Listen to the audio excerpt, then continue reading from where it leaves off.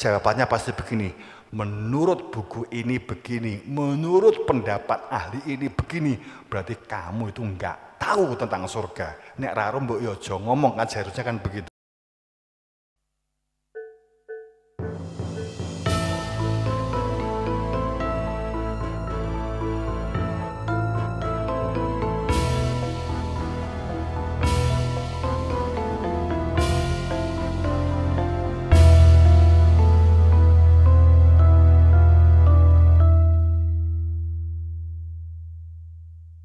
Untuk memfungsikan hati nurani, bisa menjelaskan ketuhanan yang Maha Esa, ada kesadaran Tuhan di dalam dirinya, sehingga yang ditetapkan hidup dan kehidupannya adalah Tuhan. Itu makna ketuhanan yang Maha Esa. Itu dari guru kita, dari orang yang tidak mau disebut namanya, Pak Karno ngendikan begitu. Kenapa beringin? Ya, bisa menjelaskan ini bukan karena asumsi. Jadi mulai dari tesisnya, konsepnya, aplikasinya, tahu. Maka pilihlah pemimpin yang seperti itu. Kalau seandainya diambil dari milik Joyoboyo, pilih pemimpin yang jujur. Jujur. Berani mengakui kesalahan diri sendiri, itu jujur. Enggak gampang Rasulullah dan seterusnya, jujur. Kemudian berani berkoordinasi dengan lawan politik demi kebaikan, itu jujur. Tidak menutup kebenaran pada saat lawan politik atau orang lain itu memiliki ide yang bagus untuk digunakan pada saat dia nanti menjadi presiden, tanda-tandanya sudah ada, itu jujur. Kemudian yang kedua, adil. Parameternya mampu mengadili dirinya sendiri, pinter mengadili sendiri. Dibuktikan, tidak suka ngeluh. Adil. Tidak suka menyalahkan orang lain. Tidak suka membuli orang lain, itu adil karena mengadili diri sendiri. Jujur, adil, benar, tahu inti kebenaran. Apa itu benar? Benar bukan karena konsep rasional dan nalar, tapi konsep dan nalar yang terhubung dengan hati nurani yang telah mengenal Tuhan, kan begitu. Maka pilihlah pemimpin ini. Ada enggak? Adalah, ada. Cuma mungkin digambari Katut buka kan gitu. Kan gitu.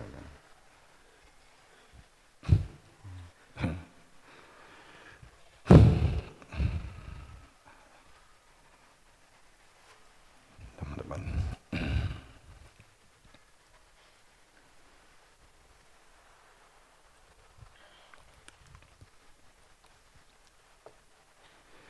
Kimbo ke pemilu ki si enek pora kingko bakale kan gitu. Enek pora. Ya moga-moga enek.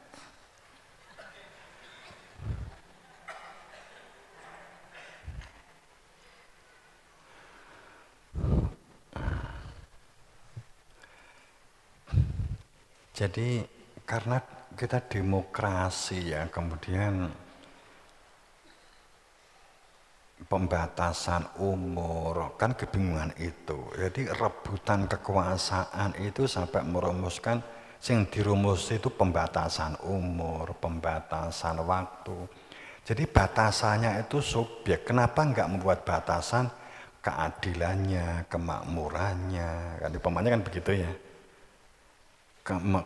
Mensejahterakannya, mengadilkannya, tentang supremasis hukum yang berjalan dengan baik, kan begitu. Jadi batasan-batasannya itu batasan untuk bagi-bagi ambeng, bagi-bagi kekuasaan. Artinya mewadahi orang-orang yang serakah, supaya terwadai dengan baik. Orang-orang yang punya kepentingan supaya dapat terwadai dengan baik. Jadi kamu jangan marah, jangan nesu saat pemimpin itu banyak yang korupsi. Penataannya mungkin nggak bisa bagus, ojo nesu karena memang pemimpin itu supaya dipilih itu adalah rebutan kekuasaan. Dan kemudian bagi-bagi kekuasaan. Itu normal. Gitu loh, wajar. Jadi gue ojo nyesu, ojo ngresulo, rego munggah terus, itu malah bener. Gue tinggal ngomong, alhamdulillah. Kecek. Terus kemudian pemenang rego nganti, gue bengok-bengok, Lombok harganya mahalnya apa? Enggak, alhamdulillah. Lombok kok munggah, tenang tiba, kan begitu gitu loh. Relax aja, gak iso mangan, relax. Alhamdulillah, aku wis gak iso mangan, gitu aja, relax. Luwe, alhamdulillah, tiba kok aku yo sing dhewe krasa luwe ya kan gitu. Gitu. Gak duwe sangu, alhamdulillah. Ya Allah. Gak satu Lombok, alhamdulillah, masya Allah. Gak satu terus nih, pemerintah gak beres, gak usah. Alhamdulillah, karo nangis gak apa-apa, alhamdulillah, pemerintah bener. Ini gitu.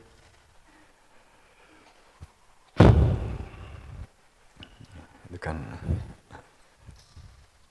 Ya memang situasinya ini memang seperti itu. Jadi arepnya nyalake sopong ini di balik layar ada layar. Di balik layar ada layar. Layar yang di balik itu pun juga ada layarnya lagi.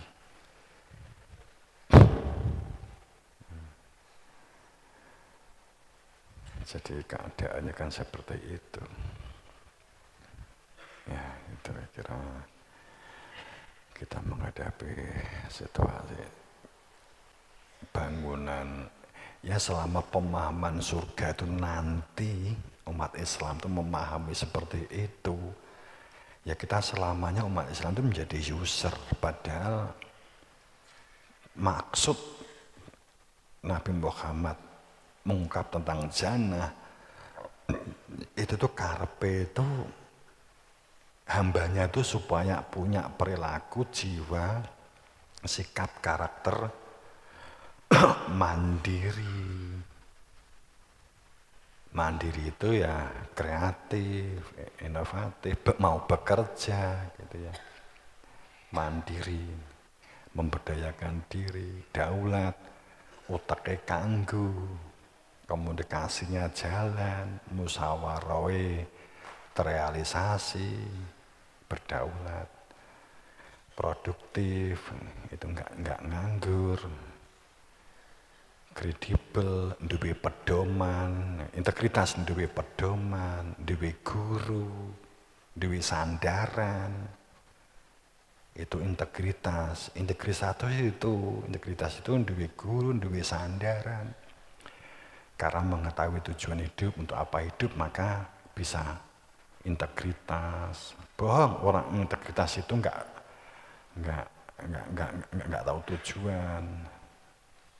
Bahkan bohong orang integritas itu tapi enggak kenal pimpinannya.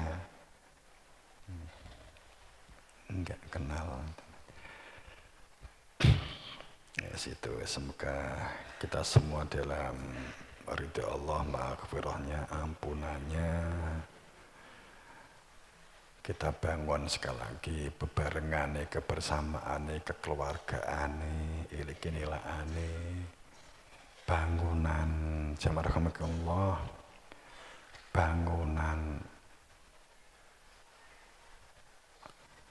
kemandirian internal, kemandirian keluarga itu kita kuatkan, internal jamaah kita kuatkan, syukur akan mempengaruhi lingkungan.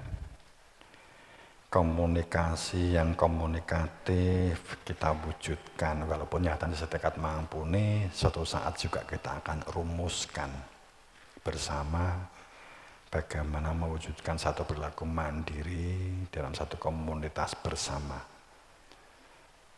Itu saat kita akan bersama kita wujudkan ini, ya wujud karena kalau kita mengamati ayat-ayat Al-Quran, surga, widodari, itu semuanya di sini. Seperti contoh, tajri min tahtil anhar khalidina fiha abada, air bening yang mengalir yang akan menyejukkan, itu sebenarnya ya kita ini, koneksi kita di antara kita, jejaring di antara kita, dan mengembangkannya. Kamu menggunakan perilaku dasar tobat, perilaku ampunan. Perilaku ampunan itu adab asor, perilaku tobat, perilaku kembali, itu memberdayakan diri. Saat tasrim tadihal nahar, itu komunitas itu kalau ada, komunitas itu memancing seseorang untuk kreatif, memantik seseorang untuk kreatif dan inovasi, itu berarti tasrim tadihal anharnya jalan.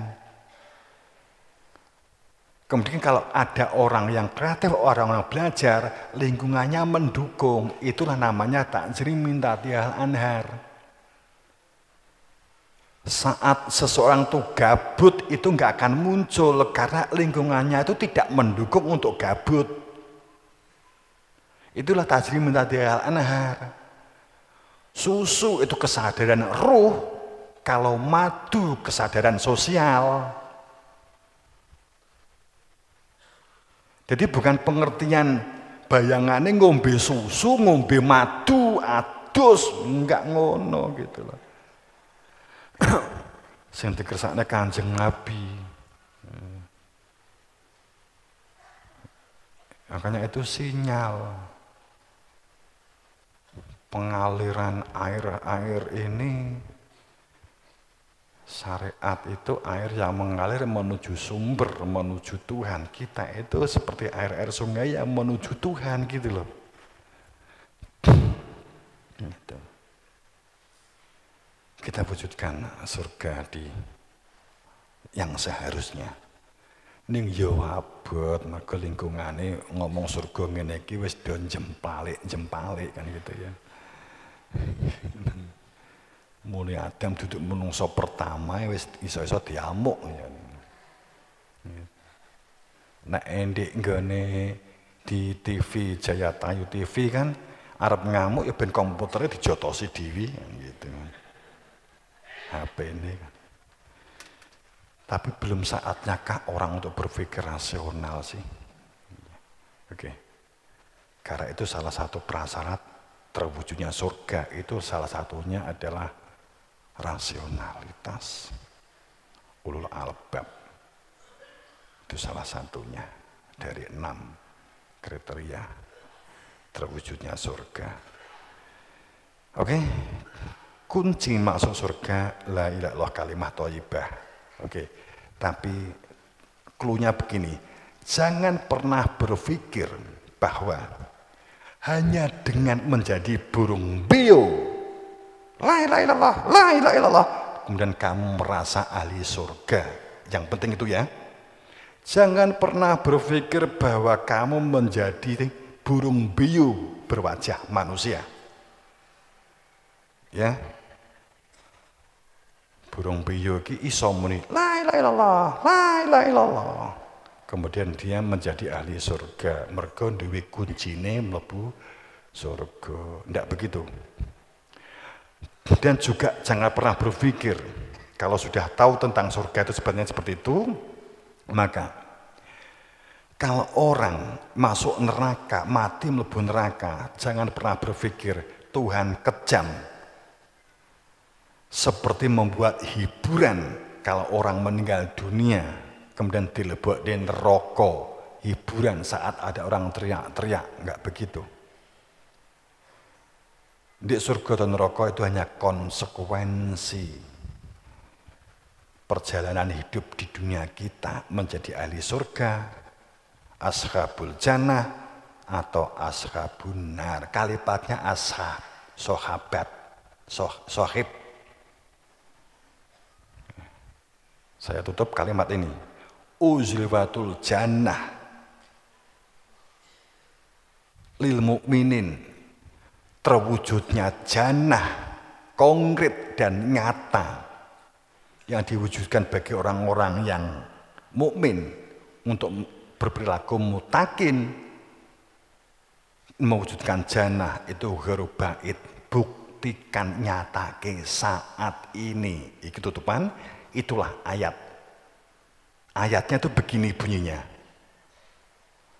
Jannah kanggo wong mukmin kuwi wujud yo ndek donya, rasah mikir sok, ngono lho gampangane. Ayatnya begitu. Wes. Saiki wis roh salah kaprai ta awak dhewe sak suwe niki gitu ya. Yes. Semoga dalam ridha Allah, dalam maghfirahnya mendapatkan syafaatnya berberkah pangestu guru wasitoh. Assalamualaikum warahmatullahi wabarakatuh.